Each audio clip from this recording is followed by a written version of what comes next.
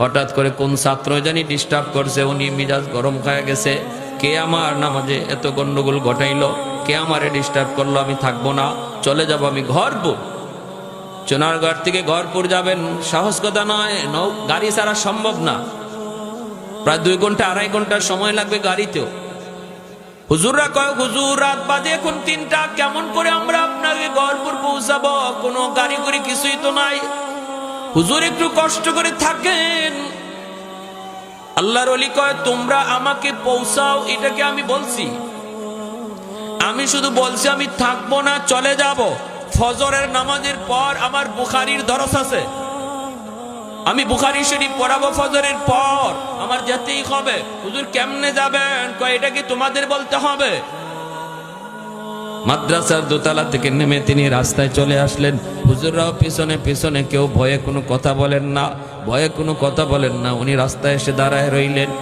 গাড়ি ঘোড়া তো নাই, রিক্সা পর্যন্ত নাই, কোনো ভ্যান গাড়ি পর্যন্ত নাই, কিছুই তো নাই।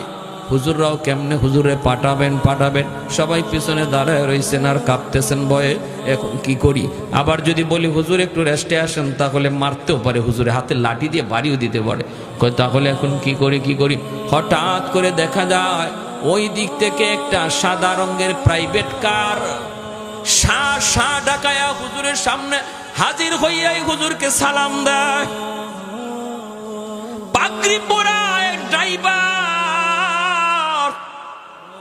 সাদা পোশাক, সাদা পাগড়ি, গাড়িটাও সাদা, শা ডাকায়া আসলো। এই সেই গাড়িটা থামায়, আসসালামু আলাইকুম ওয়া রাহমাতুল্লাহ, হযরত গাড়িতে উঠেন। কোনো কথা নাই, কোনো বার্তা নাই, কোনো আওয়াজ নাই। কই যাইবেন, কি করবেন কিছুই না বোঝা যায়, আগে থেকে কন্টাক্ট হয়ে রইছে।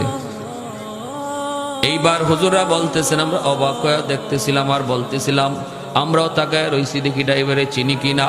এই ধরনের গাড়ি আমরা আমাদের চুনারঘাটে কোনোদিন দেখি নাই, এইরকম ড্রাইভারের চেহারাও কোনোদিন আমরা চুনারঘাট আমাদের এলাকায় দেখি নাই। তখন আমরা তো ভয় পেয়ে গেলাম, কোথায় নিয়ে যাবে হুজুররা, হুজুরকে নিয়ে আবার ক্ষতি করে, হুজুরের আবার কোনো ক্ষতি হয়ে যায় কিনা। আমরা বলতেছিলাম, ভাই তুমি কে, ভাই তুমি কে, কোথায় তোমার গাড়ি থাকে, কোন গ্যারেজে থাকে, কে তুমি, বাড়ি কোথায়? আমরা প্রশ্ন করি, সে আমাদের দিকে তাকাই না, জবাব দিবে দূরের কথা, তাকাই না। হুজুর গাড়িতে উঠলেন, পিছন দিকে টান দিয়া হুজুর গাড়িতে বসলেন। আবার যখন জিগাই, সামনে দাঁড়ায় গেছি আমরা, যে আগে জানতে হবে গাড়ি কার, কই নিয়ে যাবে। যখন আবার প্রশ্ন করেছি, হুজুর লাঠি দিয়ে আমাদেরকে বলেন, এ মিয়া, কারে কি জিগাও, তোমরা কারে কি জিগাও, ও কি মানুষ নাকি, ও জবাব দিবে, ও তো জিন্নাত। আল্লাহু আকবার। কারে কি জিগাও, রাস্তা ছাড়ো। সবাই রাস্তা ছেড়ে দিল, শা ডাকায়া এই গাড়ি দিয়ে হুজুরকে পৌঁছায় দিল ঘরপুর। হুজুররা ফোনে জানেন, হুজুর ফজরের নামাজ গিয়া ঘরপুর মাদ্রাসায় পড়ছেন, এর নামাজ পইরে আবার বুখারীর দরসে বসে গেছে। এজন্য আল্লাহ নবীকে উলামায়ে কেরামের কদর, মাদ্রাসার কদর, বাচ্চাগুলির কদর, মানুষ তোমরা যদিও না বুঝো, দানব বুঝে, জিন্নাত বুঝে, পশু পাখি বুঝে, তারা উলামায়ে কেরামের কদর জানে। ছোট ছোট বাচ্চা তুমি দেখতেছো, ছোট বাচ্চা, কিন্তু তার কি পরিমাণ দাম এটা জমিন টের পায়। আল্লাহু আকবার জোরে কর।